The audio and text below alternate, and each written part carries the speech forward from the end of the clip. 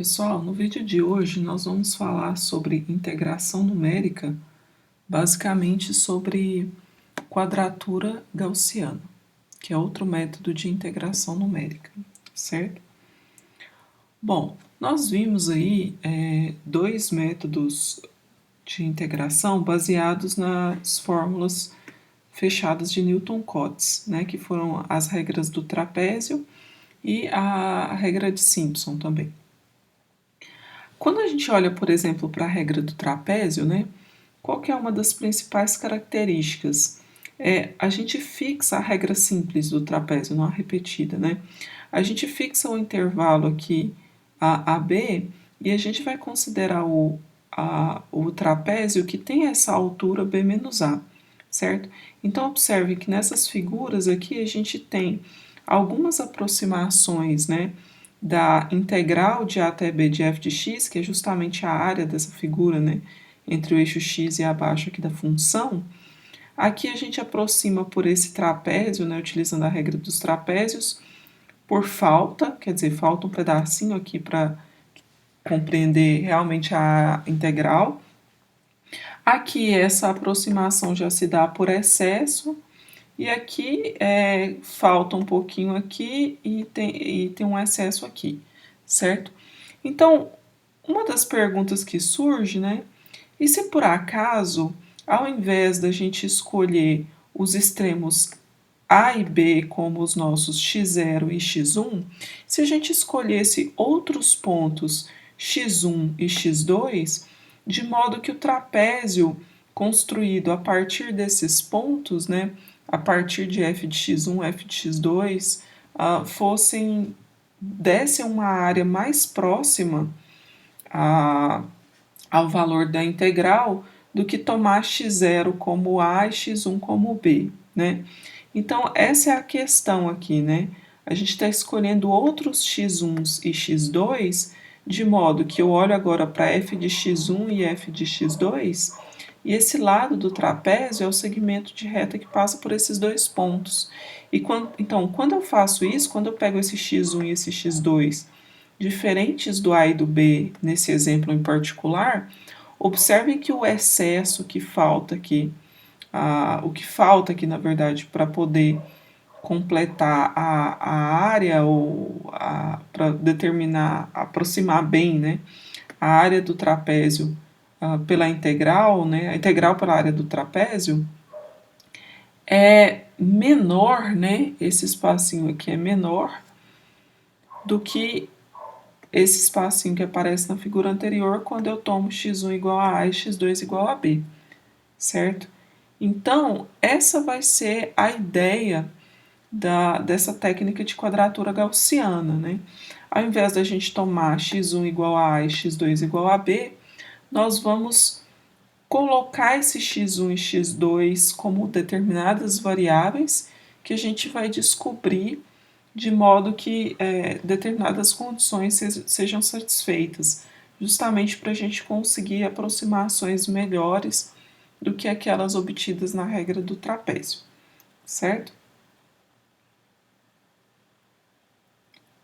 Bom, então, como eu disse, uma das características da quadratura gaussiana que difere de Newton-Cotes é que em Newton-Cotes a gente considera uma partição pré-fixada e aqui na quadratura gaussiana a gente vai poder variar essa partição conforme conveniência. Nesse curso aqui, nesse vídeo, eu vou desenvolver a quadratura gaussiana somente considerando n igual a 1, tá? Então, e também essa técnica está baseada nessa fórmula aqui de Newton-Cotes. Então, em geral, o que a gente sabe utilizando as fórmulas fechadas de Newton-Cotes? Que a gente pode escrever a integral de a até b de f de x dx, ou aproximar essa integral, por meio dessa expressão. A0 f de x0 mais a1 f de x1 até a n f de xn. Onde esses a's aqui, eles são justamente as integrais de a até b da função L, que aparece lá na fórmula de Lagrange, né? Da função LK x dx, certo? E o que a gente sabe? A gente sabe que se a gente tem aqui f como um polinômio de grau no máximo n, então quer dizer que essa fórmula de Newton-Cotes ela tem que ser exata, porque justamente, né, a gente, se f é um polinômio de grau no máximo n, então o polinômio que interpola os nós que a f passa, né, tem que coincidir com a própria f, né? Então, essa é uma característica dessas expressões aqui, né? Então, para poder deduzir as fórmulas de quadratura gaussiana, nós vamos impor as seguintes condições. Primeiro, elas vão ser análogas a de Newton-Cotes, e segundo, elas vão ser melhores no sentido do que esse tipo de aproximação, porque ao invés de serem exatas para polinômios de grau no máximo n, elas vão ser exatas para polinômios de grau menor ou igual a 2n mais 1, certo? Então, nós vamos impor essas condições para conseguir deduzir a fórmula que provê quadratura gaussiana, no caso em que n, esse n aqui e esse n aqui é igual a 1, certo? Então, vamos lá. Então, a gente quer desenvolver as fórmulas para quadratura gaussiana quando o n é igual a 1. Se o n é igual a 1, olhando aqui para essa expressão, né? Então, a gente vai conseguir aproximar essa integral por a0 f de x0 mais a1 f de x1, certo? E a condição que a gente disse que ia impor é que se f de x for um polinômio de grau 2n até 2n mais 1, né? Mas como o nosso n é 1, então grau até 3, então essa integral vai ser exata, certo? Para polinômios de grau no máximo 3. Então, nosso objetivo vai ser encontrar quem é esse A0, quem é esse A1 e quem são os x0s e os x1s que provém uma aproximação mais apropriada. Então, essas vão ser as nossas variáveis aí que a gente precisa determinar para encontrar uma maneira de aproximar a integral via quadratura gaussiana. Bom, para facilitar um pouco as contas, nós vamos fazer uma mudança de variáveis, tá? Vamos considerar essa mudança de variáveis. Então, vamos dizer que x vai ser a mais b mais t vezes b menos a dividido por 2. Se eu faço essa mudança de variáveis de x para t, né? Então, o meu dx vai ser b menos a sobre 2, dt, né?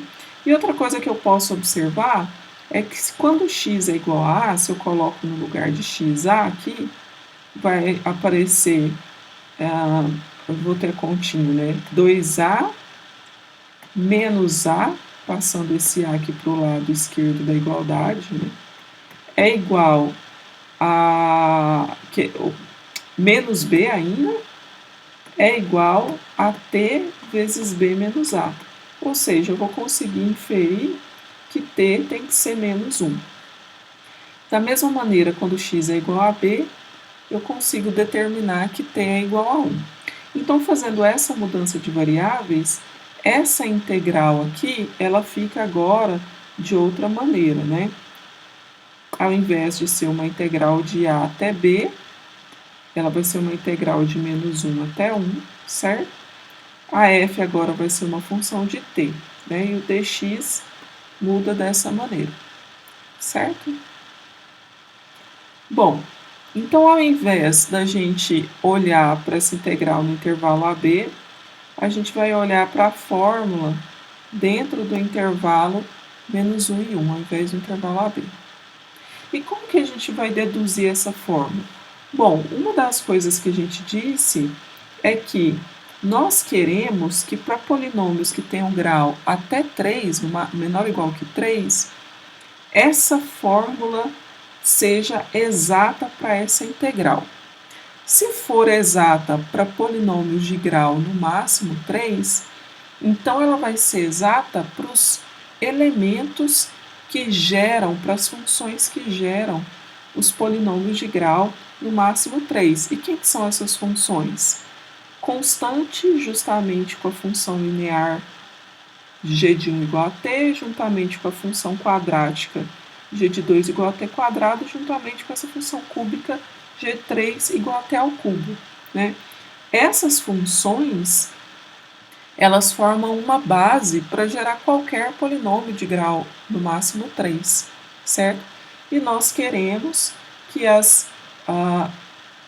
para funções que tenham grau no máximo 3, aquelas funções, essa fórmula, né, seja exata. Então, vamos utilizar isso. Então, eu quero dizer, então, que se eu pego essa função geradora das constantes, a função g de t0 igual a 1, quando eu integrar de menos 1 a 1, lembra que eu estou agora nesse intervalo, depois da mudança de variável. Quando eu integrar essa função g0 de t de menos 1 a 1, né, eu quero que isso seja igual a A0 vezes a função g0 aplicada no t0, que eu preciso descobrir quem é o t0, mais A1 vezes g0 aplicado em t1. Bom, mas essa função é constante, então, independente de quem sejam meus argumentos t0 e t1, isso vai ser igual a 1, e essa igualdade, por um lado, me dá A0 mais A1. Pelo outro lado, quando eu resolvo essa integral aqui, né, então eu tenho que a resposta aqui para essa integral vai ser 2. Então eu tiro a seguinte equação: A0 mais A1 tem que ser igual a 2, certo? Se eu faço a mesma coisa para a função g1 de t, que é igual a t, então eu tenho que a integral de menos 1 até 1 de t dt vai ser A0 vezes g1 t0 mais A1 vezes g1 t1. Bom, então eu tenho aqui g1 t0 é o próprio t0 e g1 t1 é o próprio t1. Então eu vou ter A0 vezes t0 mais A1 vezes t1. Aqui é A0 e aqui é A1. Tá? Deixa eu mudar aqui rapidinho. Aqui é A0 e aqui é A1. Ok. E aí a gente vai ter essa igualdade, certo? Porque quando a gente resolve essa integral aqui, nesse intervalo, a resposta é 0. Então, a gente vai ter essa igualdade, que A0 T0 mais A1 T1 é 0. Bom, se eu faço a mesma coisa para a integral de menos 1 a 1 de t ao quadrado, que é a função g2, né? Eu quero que isso seja igual a A0 G2 em T0 mais A1 G2 em T1, só que G2 é t quadrado, então vai ser A0 T0 quadrado mais A1 T1 ao quadrado, e ao resolver essa integral eu chego nessa igualdade, que isso tem que ser igual a 2/3. E por último, quando eu imponho integral de menos 1 até 1 de t ao cubo dt igual a essa expressão, eu vou obter essa igualdade. Então, o que a gente tem aqui é um sistema formado por essas 4 equações e essas 4 incógnitas, A0, A1, T0 e T1. Então, a gente consegue resolver esse sistema, certo? Agora, esse sistema, ele não é um sistema linear, né? Porque, por exemplo, aparece aí T0 ao quadrado, T1 ao quadrado, T0 ao cubo, T1 ao cubo. Então, a gente não vai poder usar as técnicas de sistemas lineares que nós aprendemos. Mas esse sistema, de fato, não é difícil de resolver. Então, aqui tem todas as continhas detalhadas de como a gente resolve esse sistema. Basicamente é isolando alguns termos em alguma das equações e substituindo nas outras. Então, aqui, por exemplo, a gente substitui o A0, que é 2 menos A1, por essa equação, e substitui esse valor de A0 aqui.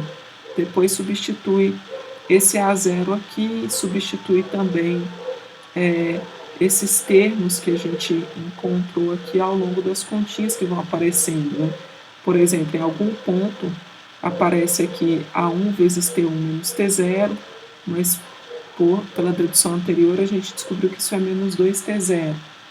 Então, assim, todas as continhas estão bem detalhadas aqui, então eu vou omitir essa parte, porque vocês podem consultar, ler com calma, certo? Qualquer coisa podem perguntar depois. Bom, mas o fato é que trabalhando aí com essas 4 equações, nós conseguimos determinar quem são os nossos A0, A1, T0 e T1. Nós conseguimos resolver esse sistema e descobrir que o T0 é raiz cúbica de 3 sobre 3, que o T1 é menos raiz cúbica de 3 sobre 3. Nós conseguimos descobrir que o nosso A1, no final das contas, é igual a 1 e que o nosso A0 é igual a 1 também, certo? Então fica como exercício verificar todas essas continhas. E aí, se a gente quiser fazer um teste, né, lembra que o A0 era também a integral de menos 1 até 1 da nossa função L0t dt, né? Mas quem que é a função L0? Lembra que é L0 de t, né? Vai ser t menos t1 dividido por t0 menos t1, né? E de fato, quando a gente integra, quem que é t1 que a gente descobriu? É raiz cúbica de 3 sobre 3, coloquei aqui. Quem que é t0? Menos raiz cúbica de 3 sobre 3 e t1 raiz cúbica de 3 sobre 3. De fato, quando a gente integra isso aqui de menos 1 a 1, vai dar 1, justamente para corroborar, né? Que de fato esse A0 tem que ser 1. Se a gente faz essa integração dessa função L1, né, utilizando esse T1 e esse T1 e esse T0, a gente também obtém o A1 e a gente também consegue descobrir que ele é 1. É outra maneira de ver isso, certo? Então, com isso, né, nós temos essa maneira de calcular integral, aproximação de integral, utilizando, de certa maneira, essa variação aí nessa escolha do x1 e do x2, certo? Bom, vamos fazer um exemplo para ficar mais fácil como que são as contas e as aplicações desse método. Né? Então, digamos que nós queiramos calcular a integral de 0 até 10 de e a menos x dx. Então, qual foi o nosso primeiro passo? Nosso primeiro passo foi, ao invés de trabalhar com o intervalo 0, 10, fazer uma mudança de variáveis que nos permitisse trabalhar no intervalo menos 1, 1, certo? E qual foi a nossa mudança de variáveis? Foi essa daqui, né? O x era igual a 1 meio de a mais b mais t vezes b menos a. E a partir disso, né, considerando a igual a 0 e b igual a 10, a gente consegue dizer que o nosso x vai ser 5 mais 5t. A partir disso, então, a gente tem que o nosso dx é 5dt. E essa integral aqui se transforma nessa integral aqui, porque esse 5dt é o que aparece no lugar do dx. Ao invés de ser de 0 a 10, ela está indo de menos 1 até 1. E o nosso x nós descobrimos que é 5 mais 5t. Então, menos x vai ser menos 5 menos 5t. Então, a gente primeiro transforma essa integral nessa aqui, utilizando essa mudança de variáveis. E o que mais que a gente viu? Nós vimos que essa integral i ela pode ser escrita como 1 a 0 vezes essa função aqui, f, aplicada em t0, mais 1 a 1 vezes essa função aí aplicada no t1. E mais, a gente descobriu quem eram esses A0s, o A1, T0 e T1. A gente descobriu que os principais, para poder manter as funções de grau menor ou igual que 3, as integrais de funções de menor ou igual que 3 exatas, né, seria colocar A igual a 1, A1 igual a A1, T0 igual a menos raiz cúbica de 3 sobre 3 e T1 igual a raiz cúbica de 3 sobre 3, certo? Então, que é o que está aqui, né? Então, dessa forma, essa integral I, ela vai ser aproximada por 5 vezes, aqui é 5 vezes I é só a integral, na verdade, tá? Então, aqui é 5 vezes I, essa constante tá aqui, e I é o valor da integral, né? Então, essa integral 5, esse termo, né, 5 vezes I, vai ser dado por 5 vezes A0 vezes f aplicada em t0. Então, no lugar do t aqui, a gente vai colocar raiz cúbica de 3 sobre 3, mais A1, que é 1, vezes f de t1, onde t1 é menos raiz cúbica de 3 sobre 3, certo? Então, quer dizer que a gente vai poder resolver essa integral por meio dessa expressão. Quando a gente faz isso, a resposta dá aproximadamente 0,606,102. De fato, o valor exato dessa integral, né, que corresponde a 5i, é 0,9999955. Então, a gente tem um erro aí quando a gente subtrai esses dois números dessa ordem, tá? Se a gente usa o método da regra dos trapézios, para a gente conseguir uma aproximação tão boa quanto essa informação está no livro da Márcia Ruggiero. Então, se a gente usasse a regra dos trapézios repetida, nós precisaríamos de, no mínimo, 16 pontos, quer dizer, pelo menos ali 15 intervalos, né, na regra dos trapézios repetida, para conseguir um erro dessa magnitude. E se a gente usasse a regra de Simpson, a gente precisaria de pelo menos 8 intervalos, ou pelo menos 9 pontos, para conseguir essa aproximação. E aqui, né, utilizando essa aproximação com n igual a 1, a gente já consegue uma melhor aproximação